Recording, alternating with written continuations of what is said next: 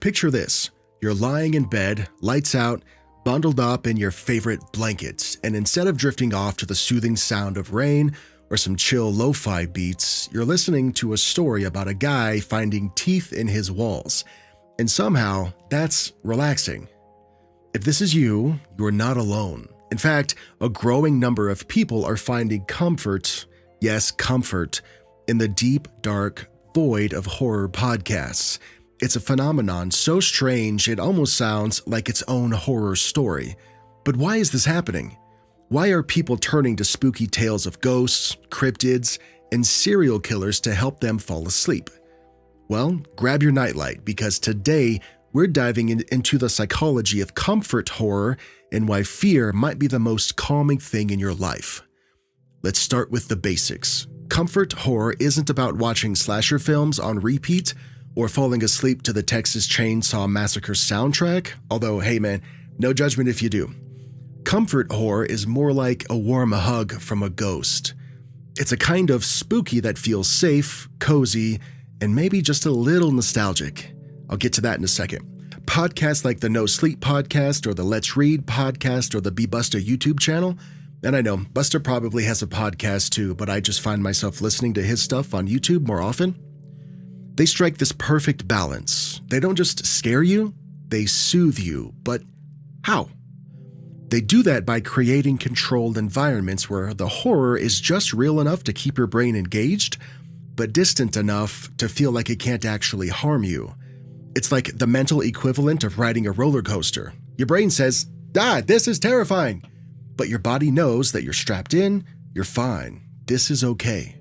Unless you're me on a roller coaster, I don't actually ride them. I'm the guy that holds everybody's stuff while they go, because I'm not getting up there. Okay, let's get a little science-y. Why does fear feel good? Well, it turns out that it's all about control.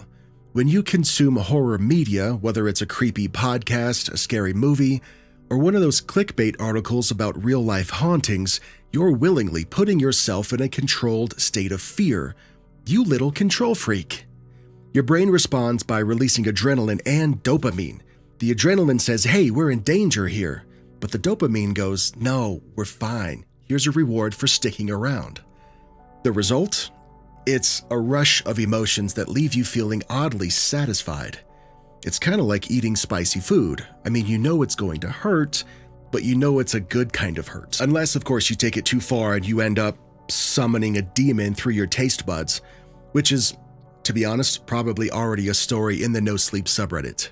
So, when you're lying in bed, listening to some soothing narration about shadowy figures in the forest, your brain is enjoying this delicate cocktail of fear and calm. It's fear, but it's safe fear. Here's where things get even weirder.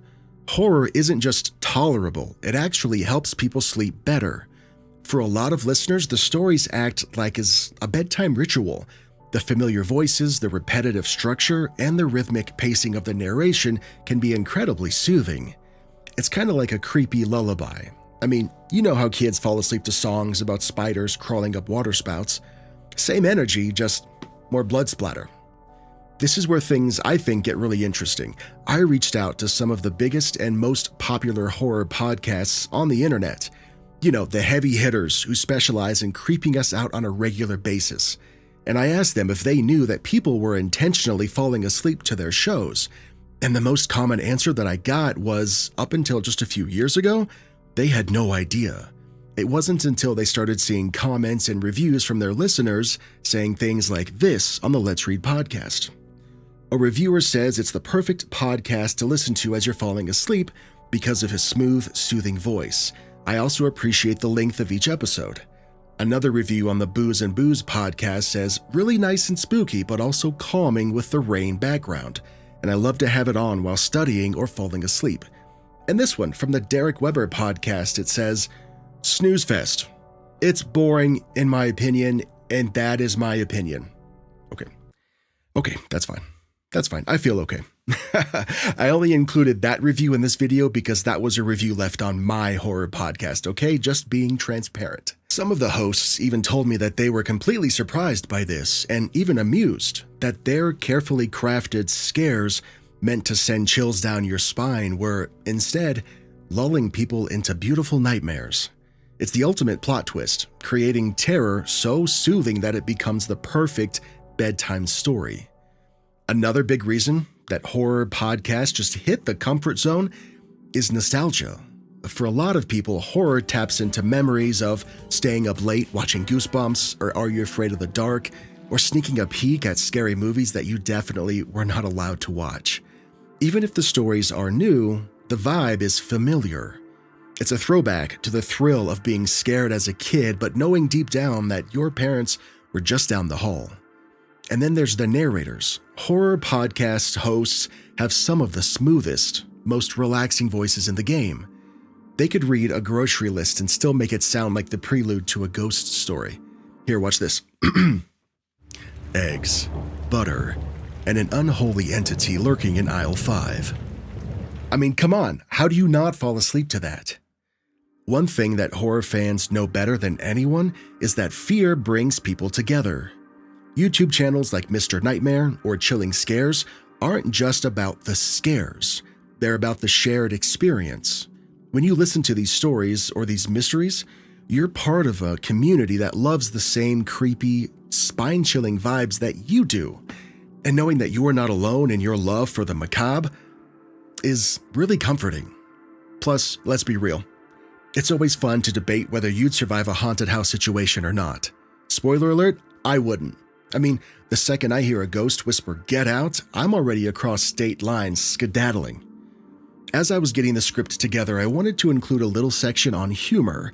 I wanted to highlight a couple of shows that did a good job of scaring us while also sprinkling in dark jokes at times or just ironic instances or something, but at least off the top of my head, I couldn't think of any. I mean, I'm sure they're out there, I just couldn't come up with any. If you happen to know of any horror podcasts that are just the right balance of scary and funny, without being disrespectful to the source material, leave a comment below. You can do that on YouTube or on Spotify now. So, why do we find joy and comfort in horror podcasts? I think it's because they're the perfect blend of fear, nostalgia, and community. They let us confront our fears in a safe space, and they give us a chance to escape our own anxieties. And they remind us that, hey man, yeah, the world might be scary, but at least we're not alone. Horror podcasts are the unintentional champions of bedtime bliss. Who knew that tales of vengeful spirits and unspeakable eldritch horrors could be the white noise machine of our nightmares? If you like to fall asleep to horror podcasts, let me know in the comments which ones are your favorite. And if this is the first time you've ever heard of this and you're still on the fence about giving it a try, just remember, your other option to fall asleep is just doom scrolling on Twitter. Don't do that. Stay spooky, stay sleepy, and remember, if you hear whispering under your bed, it's probably just your cat. Or not. Good night.